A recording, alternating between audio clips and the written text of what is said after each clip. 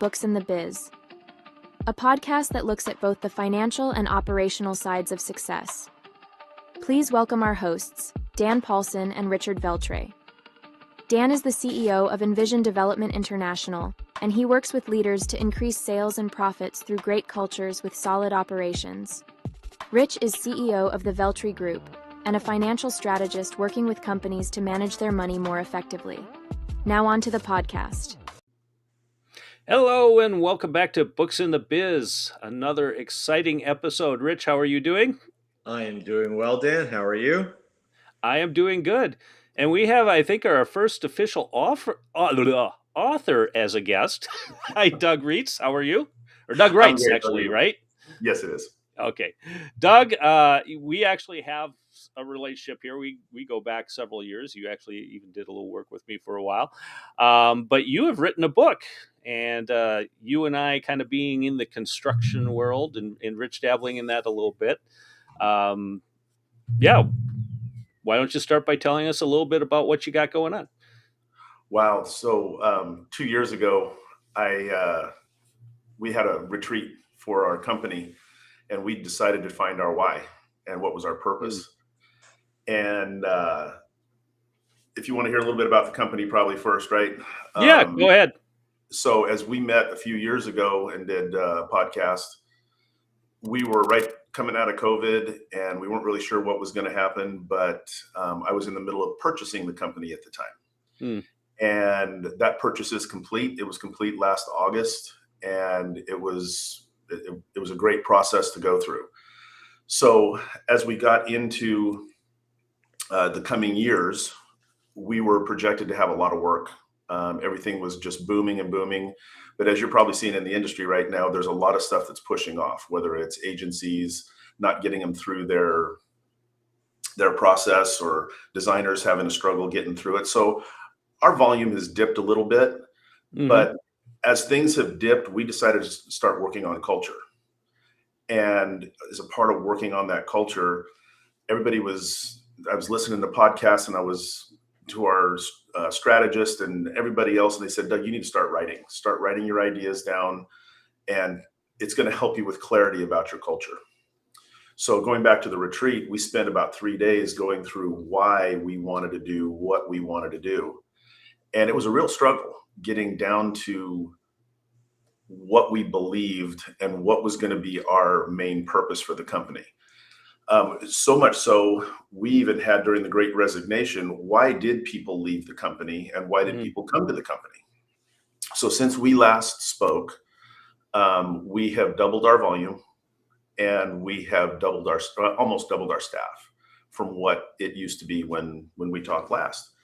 It's been a great ride, and I can't stress enough, now that I've figured out how to write a book for the first time, for any of the CEOs and the leaders that are out there, start writing things down. The clarity comes so much quicker because you just can't ramble and talk about it. You have to be specific about what you really believe. And that was really the genesis of the book, just trying to figure out what I wanted for a culture for the company. And that came out to be for us to be a builder in everything you do every day. And being a builder in everything you do every day is not just about construction. It's about building consensus and building consensus, building faith, building trust, those types of things, because that's what really makes the company culture what it is. So that was the genesis of the book. Wow. Rich, you got a question? Sorry. Well, I guess that's it. That's a wrap. So for us on the video, Rich was like, I was ready, and then I walked. I was like playing baseball, and I took back the pitch. Yeah, I'm a little surprised, but I guess I'm not, right? I mean, my first reaction to thinking about the fact that you wrote the book is, wow, I don't know that, I would sit down and write a book.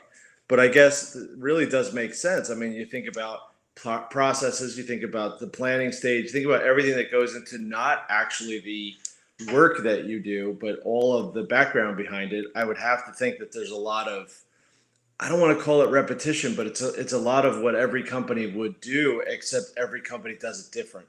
So that's where I guess you come up with the ideas, right? That's where you come up with, this is what the chapters are about. Yeah,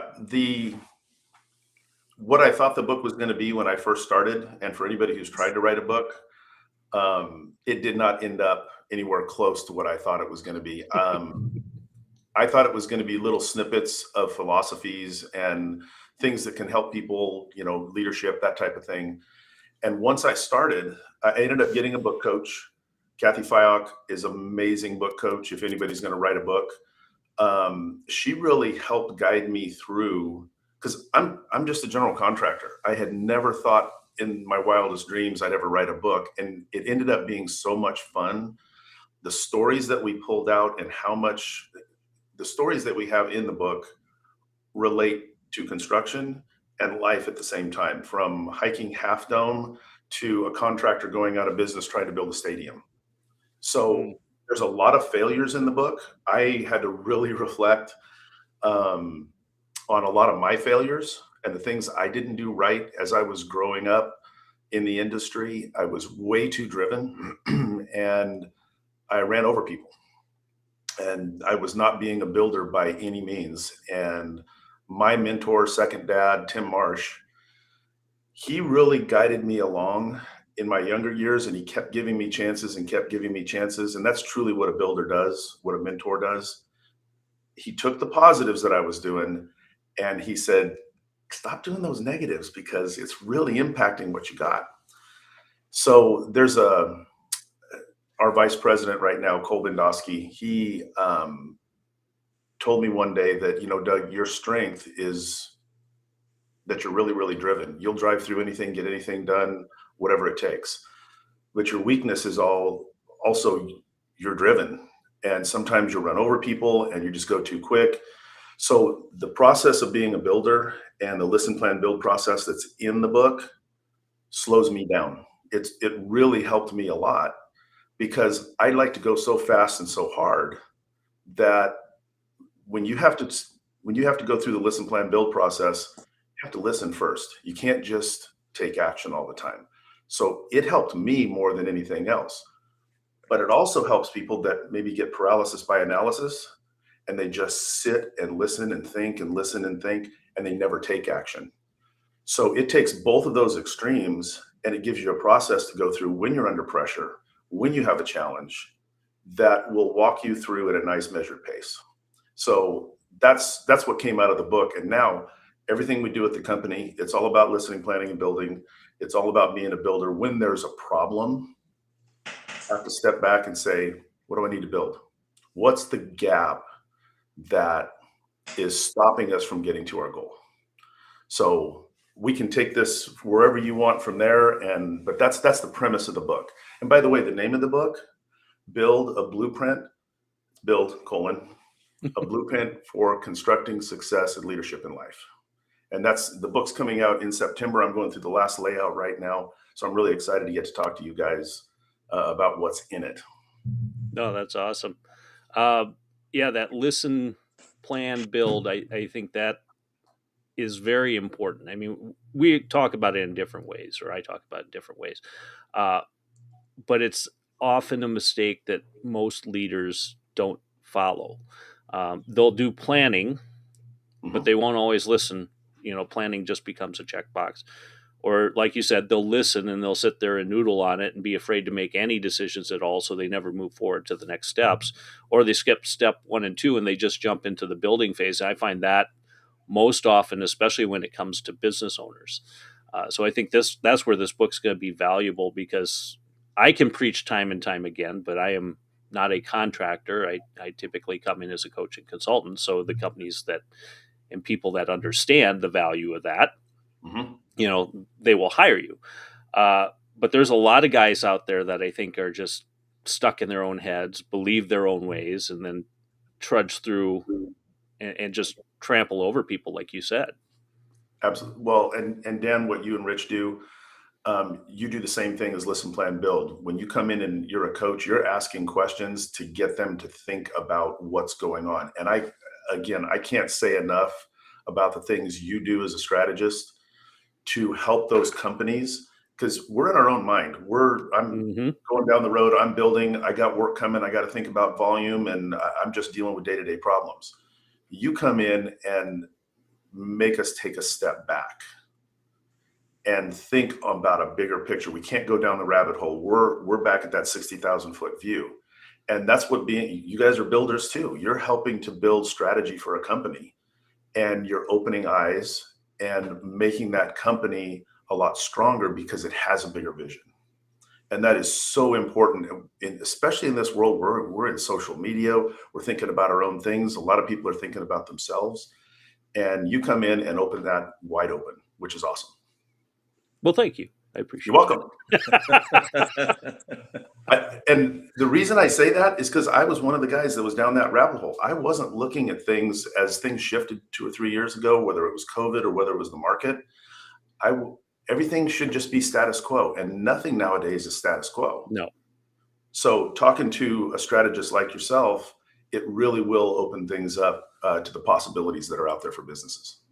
Yeah, and we're sitting here talking about this in an election year. So any future podcast listeners, this is 2024, and of course we've had some exciting news happen this past weekend that definitely throws a lot of people into a tizzy.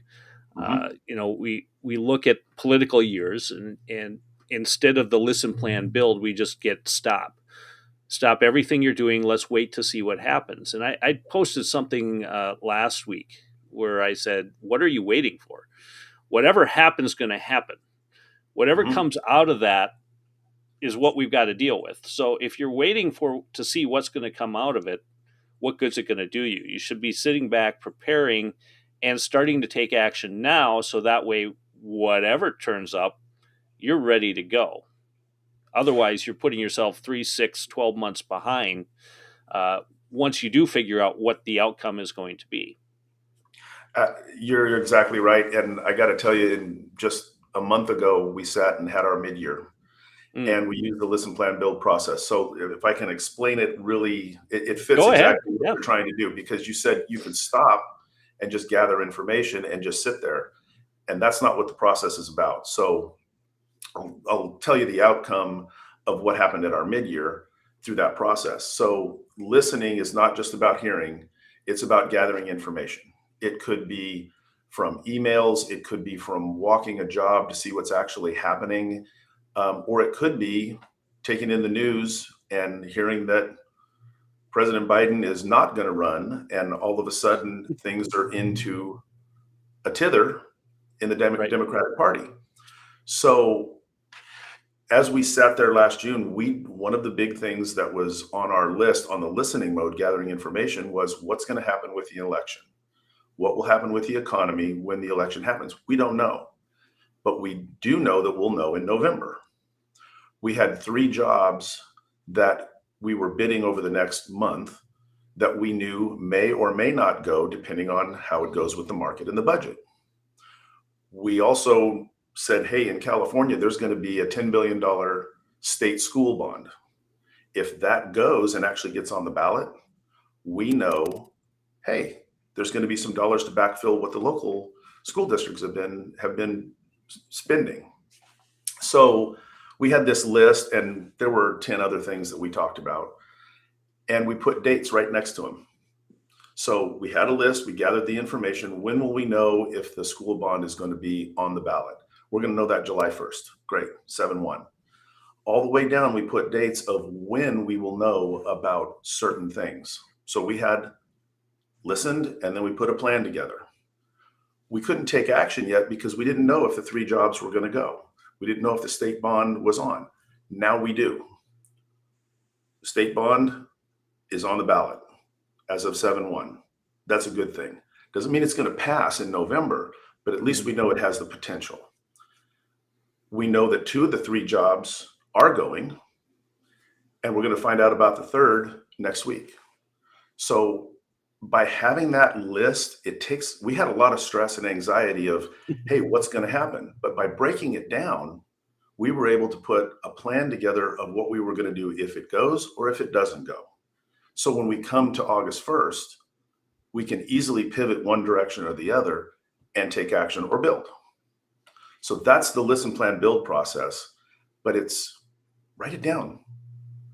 You write listen, plan, build on a board, and you gather the information, put a plan together, then you take action when you can. And it really gave us some comfort knowing that, okay, cash flow is going out, our job's going to be starting, this is the decision we're going to make, and then we take action.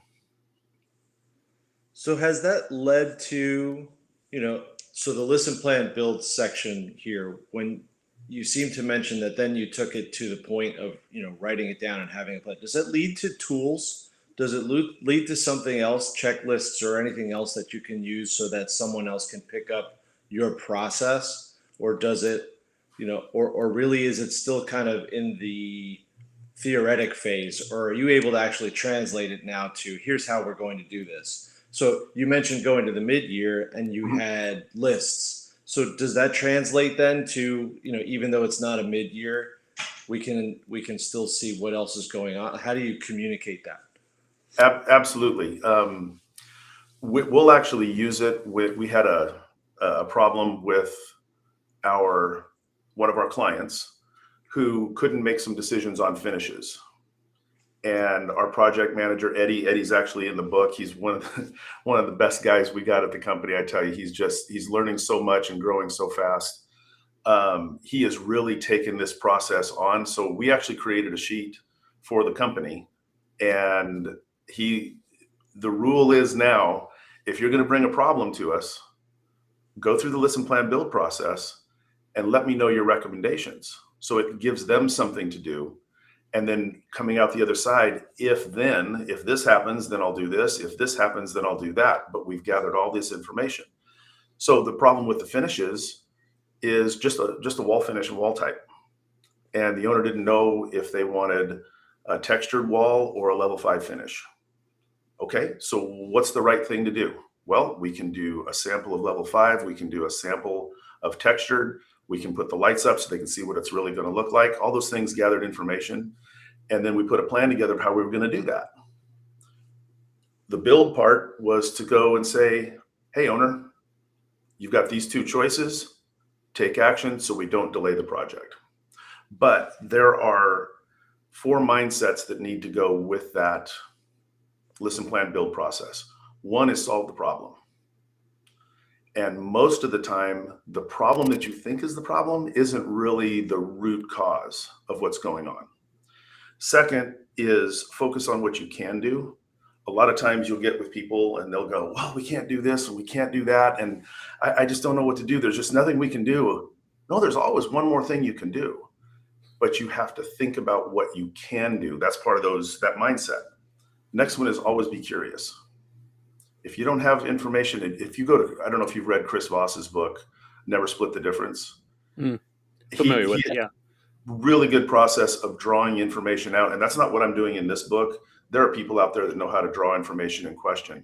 But being curious, truly curious about what's going on with somebody, and that includes empathy and everything else, to gather that information. Not, as human beings, we are very caught up in our own experiences, and those experiences shape the decisions we want to make.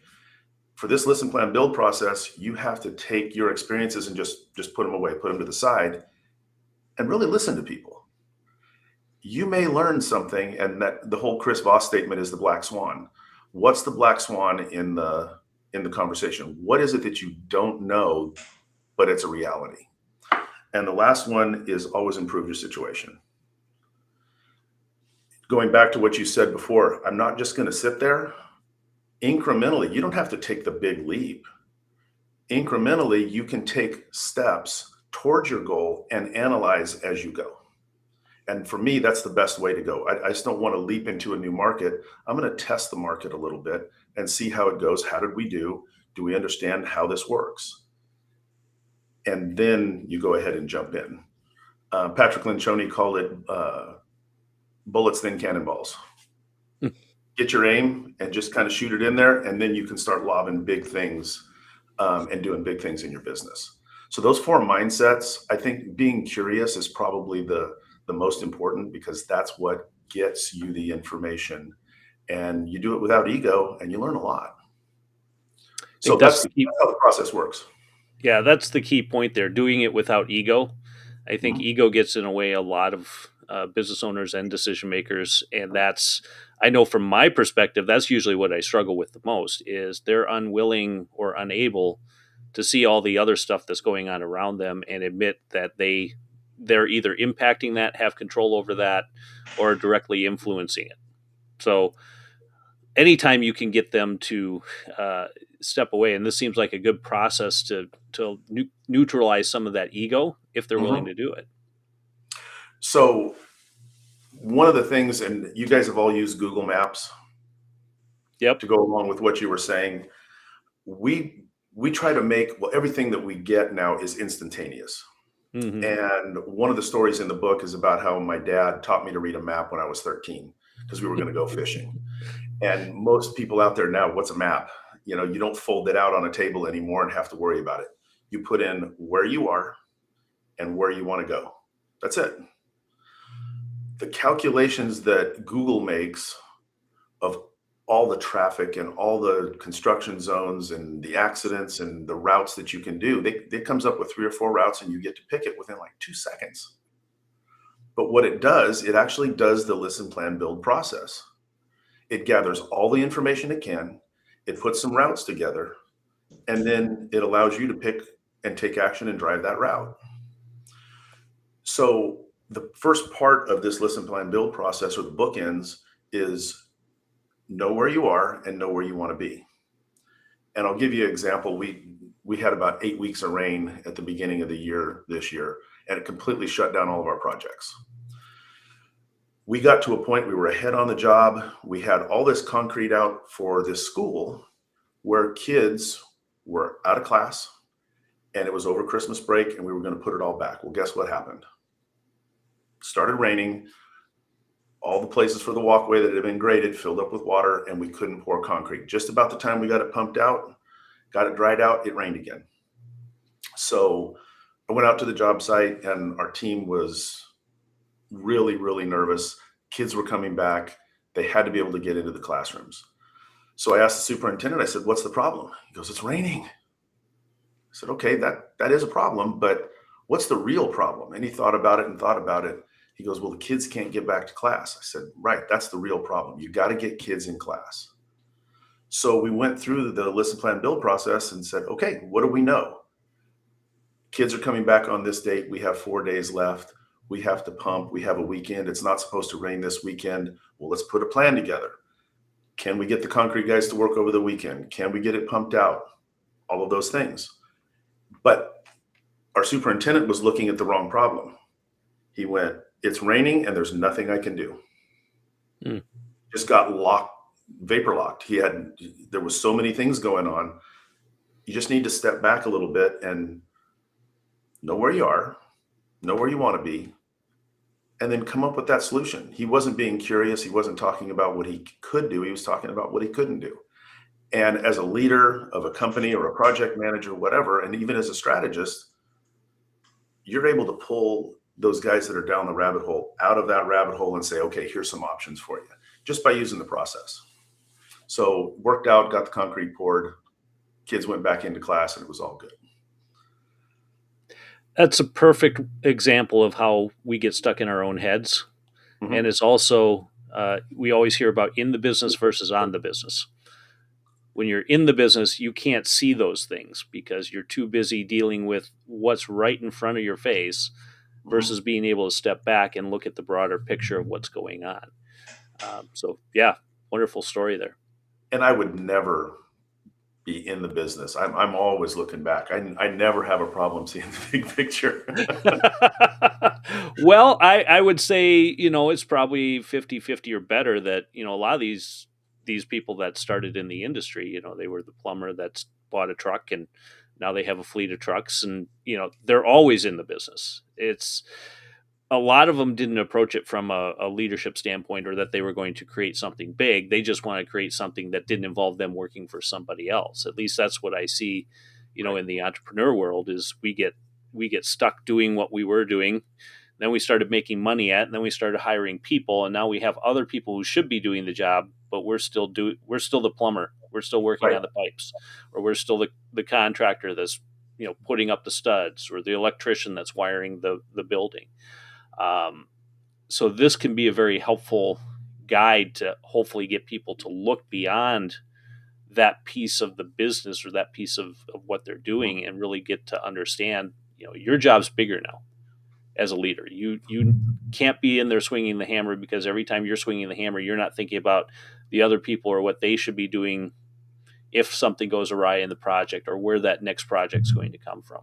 So, you asked me a question a couple of years back about what percentage of time I'm spending on certain things. sure. And that was one of the best questions, because it really made me step back and think, where am I spending my time? Oh, well, I'm doing pre-construction. Well, I put an estimate together. Well, I'm out looking at jobs and making sure they're going well. And you asked, well, what should you be doing as the president? And I came back with a statement of, well, you just don't understand. There's all these things that are going on, and I have to have my hands in all these things. And I had hired great people, but I couldn't move from the project manager mindset to the president mindset and owner mindset, because I thought I love doing that stuff. Mm-hmm. And I love being in the mix, but I didn't know what I should be doing. And that question helped me a lot get to step back and go, okay, you're right. Percentage of time, I should be looking at pipeline. I should be looking at culture. I should be looking at the vision of the company and making sure all those things are happening, not the specific tasks.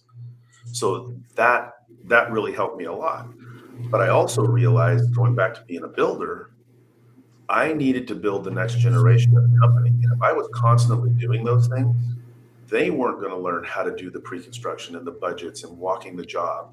So the last couple of years, we've been working with our management team. I'm trying to build confidence in them that they can go out and here are the questions that you have to ask. Here are the basic, if you're doing these things, the job's going to be going well. So we built scorecards for our jobs. Nothing detailed. Is this yes or no? And if you got a no, you dig into it. If you got a yes, you're good, you move on.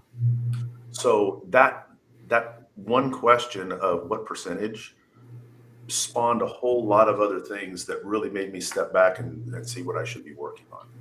So being a builder and everything you do every day, I had to build the people that were coming up through the ranks so they could take over. Otherwise, I'm never going to be able to step back even further, because I'm going to be the one doing the work for the rest of my life. So it was really good advice. I appreciate that. Well, thank you. I'll be sending you the bill in the mail. How's that? No problem. No problem. Well, I do see a lot of other business owners that also, that's, again, a perfect analogy of where most business owners is they think they need to have their hands in everything. And they don't seem to understand that, well, you hired talent, you hired people. They want to stand on their own 2 feet. They want your support, yes, but they don't want you directing everything that they're doing, because, as you probably know, that leads to turnover. Because if they don't feel like they're valued and they don't feel like you're listening, they're going to go work somewhere else where they think they can get that. And I see this time and time again when people complain about, well, I have high turnover, I can't seem to keep my good people.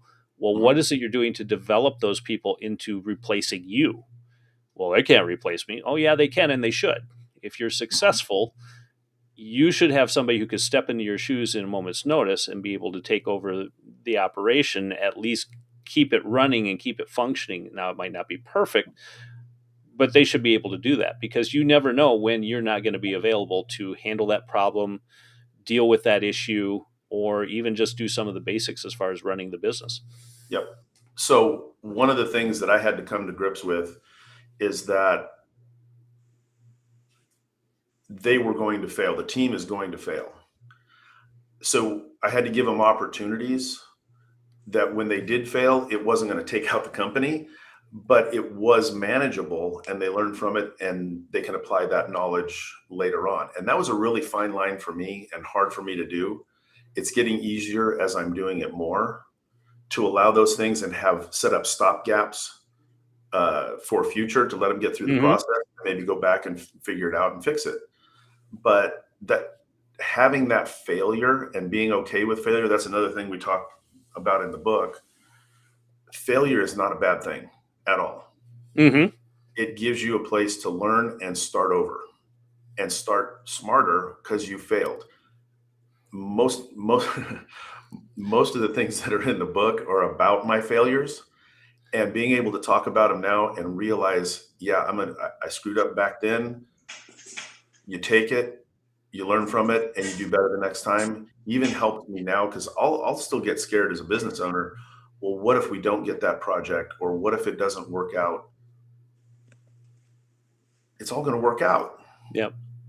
It may not be just like we want it, and may not be perfect, but we're going to learn something from it. And we're going through right now a client that is filing for Chapter 11. I've never been through that in my life, but we've got the right people around us that are going through the process. We're not jumping to conclusions, and it looks like everything's going to turn out okay, but it sure was scary right in the beginning. And I was afraid of failing and losing a ton of money, but working through the process, it gave me a lot more confidence of how we want to deal with it. So yeah, that's one of the things I appreciate about the book, because if you read other self-help leadership books, they never talk about the problems. They never talk about the failures. They never make the book real to what most people experience. I mean, nobody's perfect. You don't learn from your successes. You learn from your screw-ups.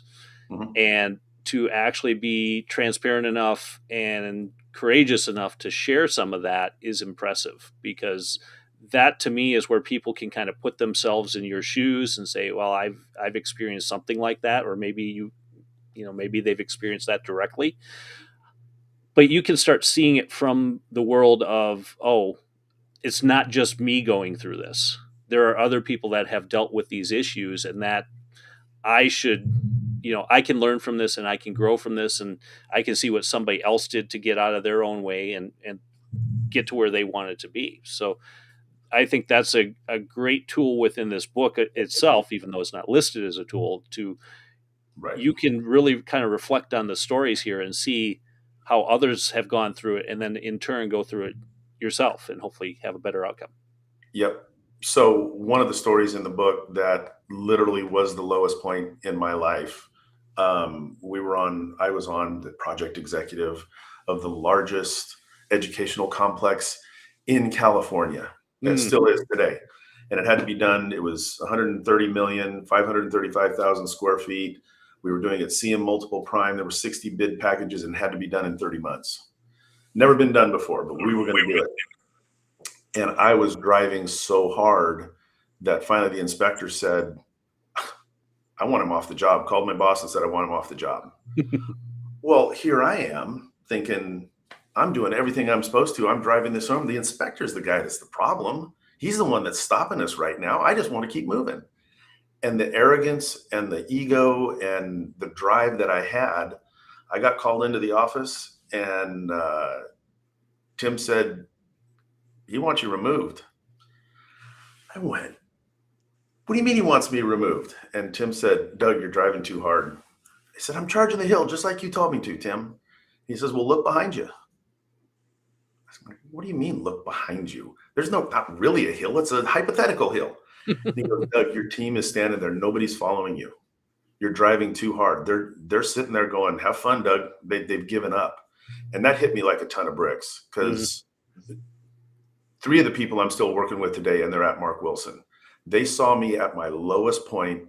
I just crumbled. At the time, my wife, because I was doing the same thing when I was home, I wasn't actually home. My wife goes, I want a divorce. So all of this happened within like a 3-month period, and life came crashing down. Being driven is great. Driving too hard, I tore my teams apart, tore my family apart. And it really made me take a step back and look at priorities in life. I can still drive hard, but I had to find the balance, and I had not done that. So everything worked out. I'm not divorced. And good. Didn't get removed from the project, but it was one of the biggest things, turning points in my life about how I was going to do things. And I had to repair a lot of relationships. It took a long time to get the trust back, to build trust. And faith that I was not just this raving lunatic that was trying to get the project done at all costs. And that's one of the stories in the book that, for me, having Tim being a builder and recognizing what I was doing correct, but telling me the kind truth of the things that I wasn't doing right. There's stories like that throughout. And if I was going to give any advice to people, it's okay. If you've gone too far, done some stupid things, there is time to fix it. You can rebuild your trust in people by just taking a different path. And it's hard. It takes a long time, but stick with it because it actually works. And that's one of the key stories about being a builder that hit home for me. There were people that took time to still believe in me and allow me to rebuild my reputation. And that's really special. And those are some of the people I'm still working with today. That's great. I can see that's probably where you learned the listen part, right? Where you told that story. Somebody said, "Look behind you," and you weren't listening. Like, what are you talking about, right? That's I think what I see the most is that's the reaction you get when you tell somebody, "Here's where I see the problem," and they, no, you can't be right. Absolutely not, because they're not listening. So it's very interesting to hear you say that story because it does translate to just about everybody that I speak with. Everybody's done it. There is no doubt. And the really bad thing is people were telling me. My wife was telling me. Tim was telling me. My team was telling me. And I'm like, you guys just don't understand. Yeah. I do it all. And I didn't. So, Rich, one of the things I know on the financial side, if I was going to give some advice to anybody, I understood budgets and costs coming from the field because that's the way I grew up. I did not understand, because you're a CPA, right? You understand all of the actual black and white numbers and the accounting side. I never learned that taking over a business. Mm-hmm. And for anybody who's going from field to the office to maybe run their own company, I didn't realize how important it was to understand the financials, understand the WIPs, understand the accounting side of it, cash flow, all of it. Yeah. So if you're going to take on your own company, find somebody like Rich and Dan to be able to take that on for you and give you that advice and train you how to do the accounting side of things.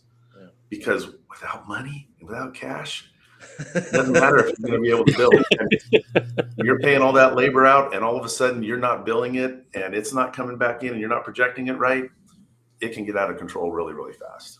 I've been lucky enough to have some good people that have been some great coaches for me as well, but that was something I never knew about. Yeah, especially like you said, I know from your background, I know you've done some M&A type work, mergers and acquisitions, Dan. You don't shoot me for all the acronyms. I caught myself again. He's my acronym guy, so he's always throwing out the acronyms. I'm like, just so you know, I might know what it means, but I can't guarantee everyone else does. Yeah. So I catch myself all the time. But if you're doing mergers and acquisitions type work, especially, communication's great. So you can shake hands and get to know people, etc. But the numbers don't lie. So, and they also translate, right? So somebody else who's looking at your business, right? They look at your numbers. So if your numbers aren't good, they'll know it. Mm-hmm. They'll know right away it doesn't fit for us. And then you'll be wondering, well, why? Because they're not necessarily going to tell you. So in your case, 100%, this was what was going through my mind as you were speaking before. Just, the numbers don't lie. You do need to know the numbers, and you need to be able to speak the numbers. And if you can't, you have to have somebody there who can.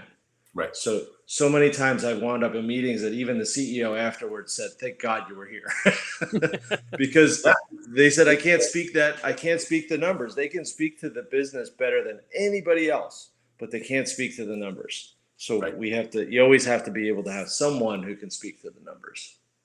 So I'll give you an example. As Mark and I were doing the purchase for the company, it got really contentious towards the end. And there were two factors to that. One, I didn't understand the numbers, and I didn't understand what he was doing and taking out. He wasn't doing anything illegal. He wasn't doing anything underhanded. I just didn't understand distributions and how different things would come in and out of the company and what it meant for taxes and everything else.